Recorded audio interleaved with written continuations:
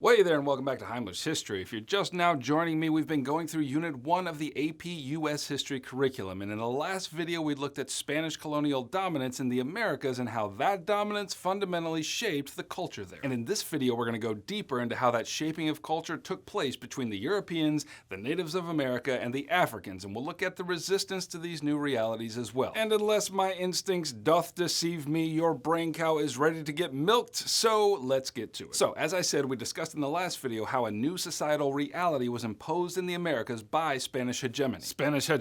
Hegemony, and it just means the domination of one nation or group by another nation or group. So if Spain was doing the hegemonizing, it just means that they were the ones in charge. And I only mention the word because you may come across it in a textbook or a document, and now you know what it means. Look at that, we're learning stuff already. Love it. Okay, so as the Spanish continued to expand their empire northward after 1573, the manner of their expansion changed. Instead of sending soldiers to conquer the people with guns, they decided to send missionaries to convert the natives to Christianity, and this new form of directing the establishment of settlements was known as the mission system. And when these Franciscan priests encountered various groups of Native Americans, they found themselves confronting people with fundamentally different worldviews regarding things like religion and land use and family, and it might be helpful if we compare their different ideas. With respect to religion, the natives were largely pantheists and animists who believed in a natural world that was filled with spirits, but the Spanish, on the other hand, came from a hierarchical Catholic system of Christianity which taught belief in a single deity. With respect to land use, the Native Americans believed in the spiritual nature of the land, which in their view meant that the land was not a commodity to be carved up and subsequently bought and sold, but the Spanish, of course, believed the opposite.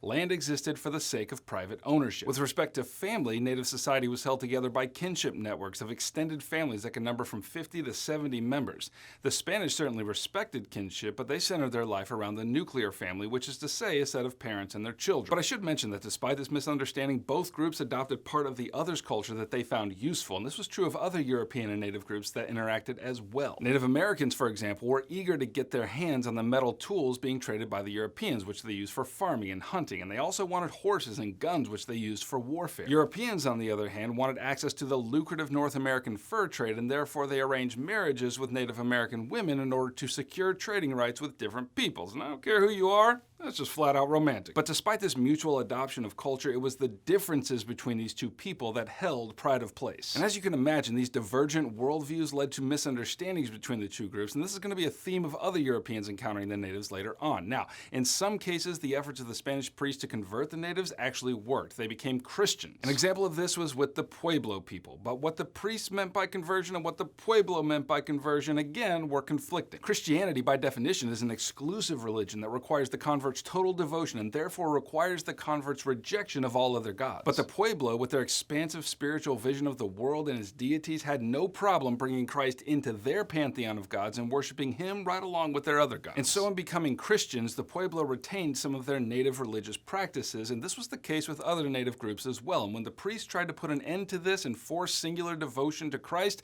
some native groups resisted, keeping their religious practices a secret. And then others, like the Pueblo, actually resisted with violence. And here's where we talk about the Pueblo Revolt. So, in 1610, Spanish conquistadors had already established rule in present-day New Mexico, and through the mission system had forced the conversion of many of the Pueblo. And after having sustained drought and attacked by other native groups, the Pueblo decided that the cause of all their trouble was the Spanish invaders and their Christ. And so, under the leadership of one of their leading men by the name of Pope, the Pueblo rose up together, killed something like 400 Spanish colonizers, and burned all the churches to the ground. The remainder of the Spanish fled, and this was a victory for the Pueblo. And that's true even though about 12 years later, the Spanish returned and got their conquistador on yet again and reconquered the land and the people. Now, with this kind of brutality going on, news reached all the way back to Spain of everything that was happening, and King Charles convened a group of priests, philosophers, and jurists to discuss the moral and legal fallout of Spanish conquest in the Americas. Many of these men argued for the inferiority and the backward nature of the Indians, and that to conquer them was to bring them the riches of Western civilization, and that was actually good for them. However, there were also voices that defended the dignity of the Indians, and the chief voice arguing on their behalf was a priest by the name of Bartolomé de las Casas. He himself had spent many years preaching among the Indians, and he argued that if Spain kept on this trajectory of brutalizing and killing them,